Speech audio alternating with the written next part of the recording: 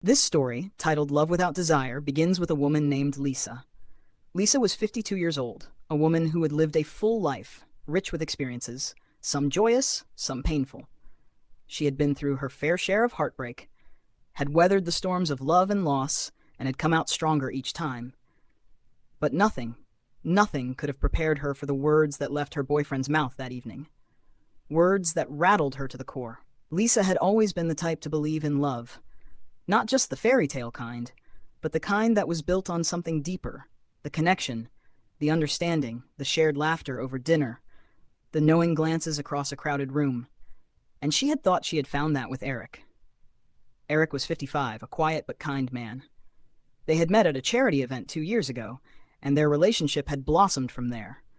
Unlike the passionate, fiery romances Lisa had experienced in her youth, her relationship with Eric was steady, comforting. They built a life together filled with little traditions. Sunday morning coffee at their favorite cafe, walks through the park, evenings spent cooking side by side.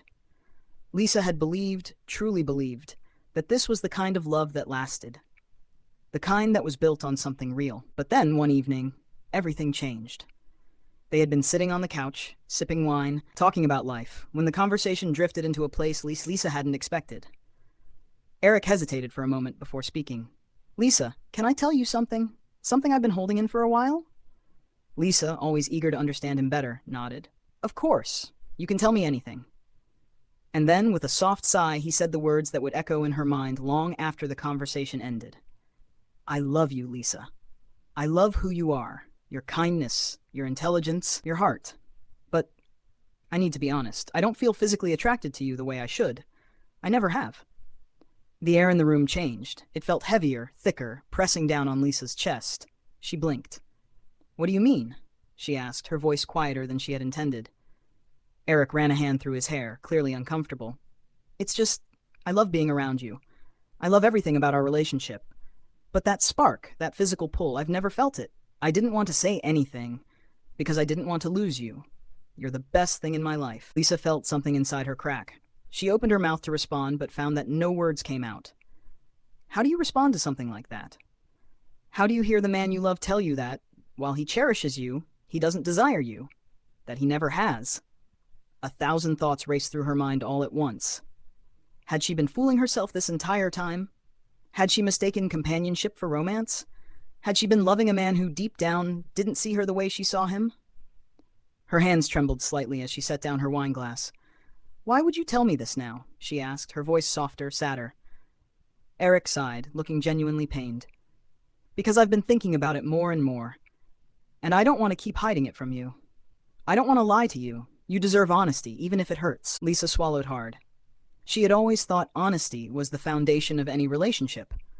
But this honesty felt like a knife cutting through everything she had believed in. She thought back to every moment they had shared, every touch, every kiss. Had he been pretending all this time? Had he been forcing himself to be affectionate with her out of obligation, out of guilt? Tears pricked at her eyes, but she refused to let them fall. Not yet.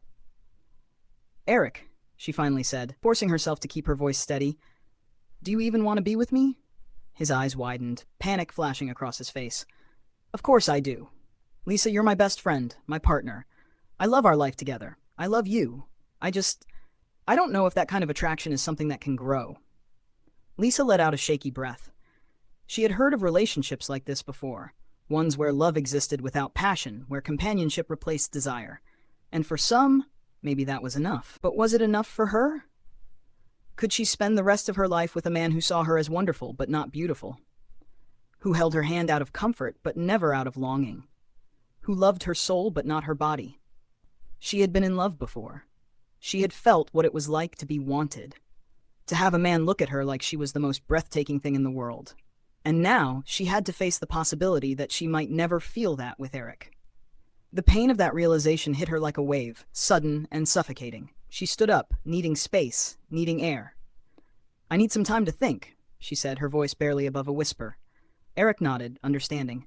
"Take all the time you need. Just, please don't walk away from me. I don't want to lose you." Lisa didn't respond, because in that moment she didn't know what she wanted. All she knew was that the love she had believed in, the love she had felt so secure in, had just been shattered. She needed time.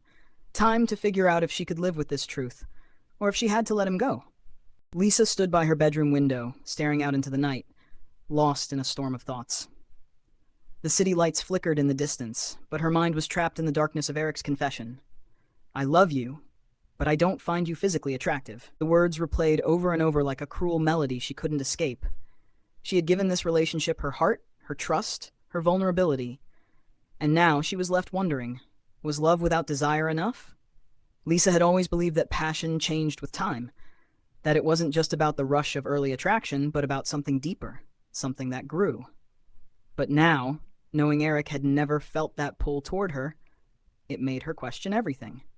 Had she been blind? Had she misread every touch, every kiss, every moment of intimacy? Or worse, had he been lying to himself just as much as he had been lying to her? She had always been a confident woman. She took care of herself, dressed well, carried herself with grace. She had never doubted that she was beautiful in her own way. But now she felt stripped of that confidence, reduced to a woman whose partner had to settle for her. A knock at the door pulled her from her thoughts. Lisa? Eric's voice was quiet, hesitant. Can we talk? She exhaled, steadying herself before opening the door. Eric looked exhausted, his face lined with regret. He reached for her hands, but she took a small step back. Not out of anger, but out of self-preservation. I don't know what to say, she admitted. I don't even know what I'm supposed to feel right now. Eric nodded, his shoulders sinking. I know I hurt you. That was never my intention. But you did. Lisa's voice trembled. Eric, do you even realize what you're saying? You love me, but not in the way a man should love the woman he plans to spend his life with. Eric hesitated. I love you in every way that matters. Lisa let out a bitter laugh. Every way except the one that separates a romantic relationship from a friendship. Silence hung between them, thick with unspoken fears. Lisa, Eric whispered, I don't want to lose you. Tears welled in her eyes. I don't want to lose myself in this, Eric. Because that's what it would come down to, wouldn't it? Sacrificing the part of herself that wanted to be wanted. The part of her that longed to feel truly seen. She had spent years believing she had found a love that was real, only to discover that part of it had been an illusion. And now she had a choice to make. She could stay, with a man who cherished her, respected her, valued her heart and mind, but a man who would never desire her, or she could walk away. It was the hardest decision she had ever faced. But deep down, she already knew the answer. Lisa inhaled sharply, steadying herself.